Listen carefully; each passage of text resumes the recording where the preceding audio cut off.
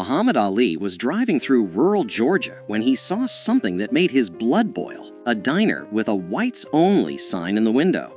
His entourage begged him not to go in, but Ali had other plans. What he said to the owner in those next 10 minutes left the entire diner in tears. It was the summer of 1974, just 3 months after Ali had shocked the world by defeating George Foreman in Kinshasa, Zaire, in the legendary Rumble in the Jungle. At 32 years old, Muhammad Ali was once again the heavyweight champion of the world. He was famous, he was powerful, and he was driving through one of the most racist parts of America. Ali and his small crew, including his longtime friend and photographer Howard Bingham, his trainer Angelo Dundee, and his assistant Boondini Brown, were traveling from Atlanta to a speaking engagement in a small Georgia town. The year was 1974, but in rural Georgia, it might as well have been 1954. The Civil Rights Act had been law for 10 years, but in this part of the South, old hatreds died hard. "We'd been driving for about 2 hours," Howard Bingham later recalled. "Ali was hungry, and we were looking for some place to eat. Then we saw this diner on the side of the road. It was a small, run-down place called Miller's Diner. The paint was peeling, the parking lot was dirt, and there in the window, plain as day, was a handmade sign that read, 'Whites only, no colored served.' Boondini Brown saw it first. 'Champ, keep driving, that place ain't for us.' But Ali had already stopped the car. He sat there for a moment, staring at that sign, his jaw clenched tight. 'Ali, come on, man,' Angelo Dundee said from the back seat. 'We'll find somewhere else. This ain't worth it.' Muhammad Ali didn't say a word. He just opened the car door and started walking toward the diner. 'Oh no,' Howard Bingham said, grabbing his camera. 'Here we go.' The three men scrambled out of the car and followed Ali. They knew that look on his face. They'd seen it before he walked into the ring. It was the look of a man who had made up his mind, and nothing was going to change it. When Ali pushed open the door to Miller's Diner, the bell above it rang, and every conversation inside stopped dead. There were maybe 15 people in the place, all of them white, all of them staring. Behind the counter stood a large man in his 50s, with a greasy apron and a face that had seen too much sun and too much hate. His name was Earl Miller, and this was his diner. He'd inherited it from his father, who had inherited it from his father. 3 generations of Millers had run this place, and 3 generations had refused to serve black people. Earl Miller's eyes went wide when he recognized Muhammad Ali. For a split second, something that might have been excitement flashed across his face. Then he remembered where he was and who he was, and his expression hardened into stone. "We don't serve your kind here," Miller said, his voice loud enough for everyone to hear. "Can't you read the sign?" The diner was silent. A few customers looked uncomfortable. Others looked eager, like they were hoping for a confrontation. One elderly couple quietly stood up and left.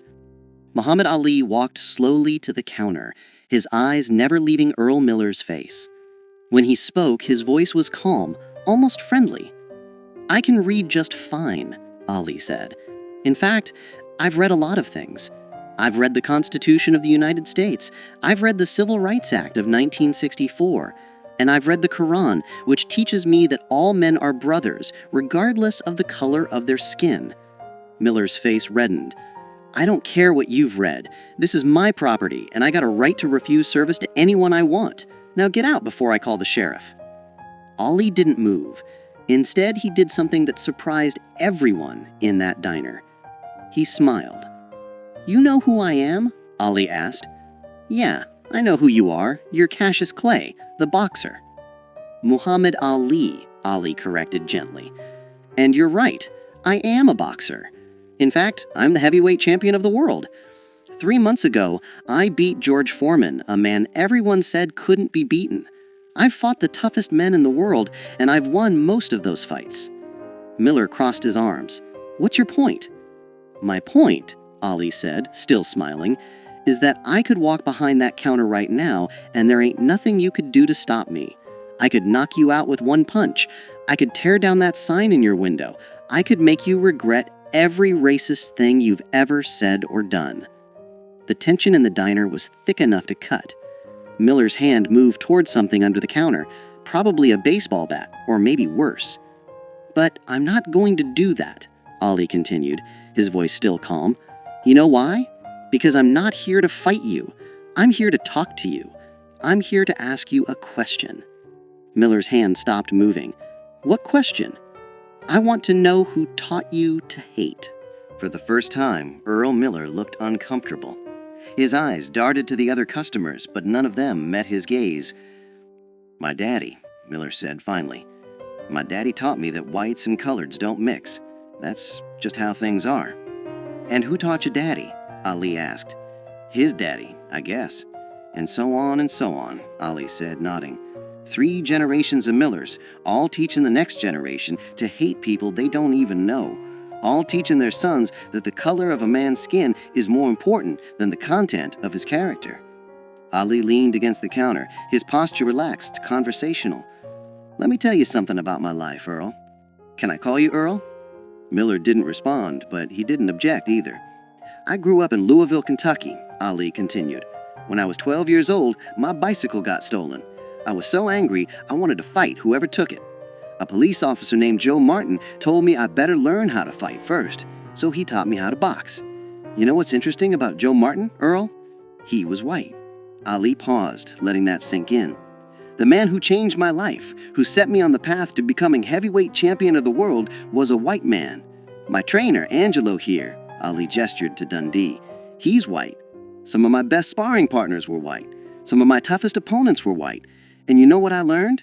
White people ain't all the same, just like black people ain't all the same. There's good ones and bad ones in every color." "That's different," Miller muttered. "Those are your people, your work people." "No," Ali said firmly, "they're just people. That's my point. When I look at you, Earl, I don't see a white man. I see a man who's scared." "I ain't scared of nothing," Miller shot back. "Yes, you are," Ali said gently. "You're scared of change. You're scared that if you treat black people like human beings, something bad will happen. Maybe you're scared your daddy would be disappointed. Maybe you're scared your customers will leave.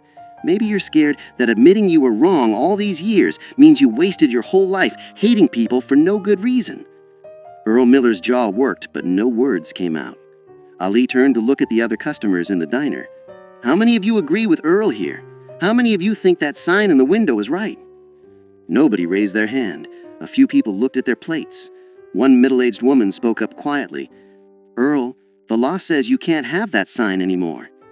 "I don't care about the law," Miller said, but his voice had lost its conviction. Ali turned back to Miller. "Let me tell you what I see when I look at that sign, Earl. I see fear pretending to be strength.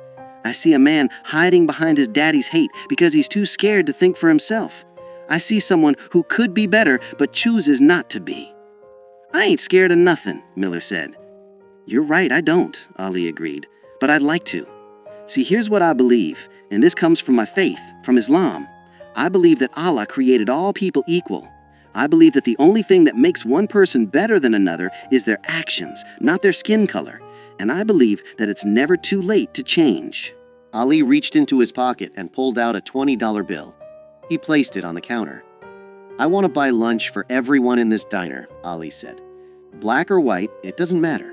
I want everyone here to eat together, as equals, as human beings." Miller stared at the $20 bill like it was a snake. "I ain't taking your money," he said. "Why not?" Ali asked. "Is it because I'm black? Because I thought money didn't have a color." A few people in the diner actually laughed at that. The tension was beginning to break. Ali leaned in closer, his voice dropping so only Miller could hear. "Earl, I'm going to tell you something, and I want you to really hear me. In 10 years, maybe 20, you're going to be an old man, and you're going to look back on your life and ask yourself what you stood for. Are you going to be proud that you kept a racist sign in your window? Are you going to tell your grandchildren that you once refused service to the heavyweight champion of the world because of the color of his skin? Or are you going to tell them about the day you changed, the day you chose to be better?" Earl Miller's hands were shaking. His eyes were red. "I don't know how," he said quietly. "How to what?" Ali asked. "I don't know how to change. This is all I've ever known." Ali smiled, and this time it was warm, genuine. "You start by taking down that sign." For a long moment, Earl Miller stood frozen. Then slowly, he walked from behind the counter. Every eye in the diner followed him as he went to the window, reached up and tore down the whites only sign. He crumpled it in his hands, walked to the trash can, and threw it away. When he turned back, there were tears running down his face. "I'm sorry," he said, and his voice broke. "I'm sorry for that sign. I'm sorry for turning people away. I'm sorry for being a hateful man." Muhammad Ali walked over and put his hand on Earl Miller's shoulder. "That's the bravest thing I've seen all week," Ali said, "and I just fought George Foreman." The diner erupted in applause. People were crying, laughing, shaking their heads in disbelief. Howard Bingham was snapping pictures as fast as his camera would allow. Ali looked at Miller and said, "Now how about that lunch? I'm starving." For the first time in probably 20 years, Earl Miller smiled a real smile. "Coming right up, champ." That afternoon, Muhammad Ali sat at the counter of Miller's Diner and ate a cheeseburger and fries. Customers, both black and white, came in to meet him, shake his hand, and ask for autographs. Earl Miller served them all with equal respect and courtesy, his hateful sign nowhere to be seen. Before Ali left, Miller pulled him aside. "I just want you to know, you changed my life today. I don't expect you to believe me, but I mean it. I'm going to be better. I believe you, and I'll be checking on you." Muhammad Ali kept that promise. Over the next several years, he would stop by Miller's Diner whenever he was in Georgia. Each time, he found the place more integrated, more welcoming. Earl Miller became a different man. He hired his first black employee in 1975. By 1978, half his staff was black. He became an active member of his local church's integration efforts. In 1980, Earl Miller wrote a letter to Muhammad Ali. In it, he thanked Ali for knocking some sense into me without throwing a punch. He told Ali that he'd told his children and grandchildren the story of that day dozens of times, and that it had become the most important day of his life. "You taught me that strength isn't about hate," Miller wrote. "It's about having the courage to change." When Earl Miller died in 1992, his family reached out to Muhammad Ali.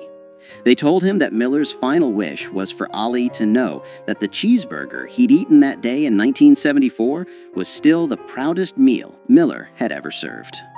The story of what happened at Miller's Diner spread throughout Georgia and beyond. Other establishment owners, seeing what Miller had done, began taking down their own racist signs. Some did it quietly, ashamed. Others did it publicly, proudly. Muhammad Ali never bragged about what happened that day. When reporters asked him about it, he would simply say, "I just had a conversation with a man. He did all the hard work." But those who were there knew the truth. Muhammad Ali had walked into a place of hate, armed with nothing but his words, his dignity, and his unshakable belief in the fundamental goodness of people. He had faced down racism not with his fists, but with his humanity. And he had won the kind of victory that matters more than any championship belt. Because anyone can knock a man down with violence, but it takes a true champion to lift a man up with words. Today, the building that once housed Miller's Diner still stands in rural Georgia. It's been converted into a community center. And on the wall, there's a plaque that reads, "On this site in 1974, Muhammad Ali taught us that the most powerful weapon against hate is not a fist, but an open heart." If this story moved you, share it with someone who needs to hear it. Because the fight against hate isn't won in a single moment. It's won in 1,000 small conversations, one changed mind at a time. And sometimes, all it takes is one person brave enough to walk through that door.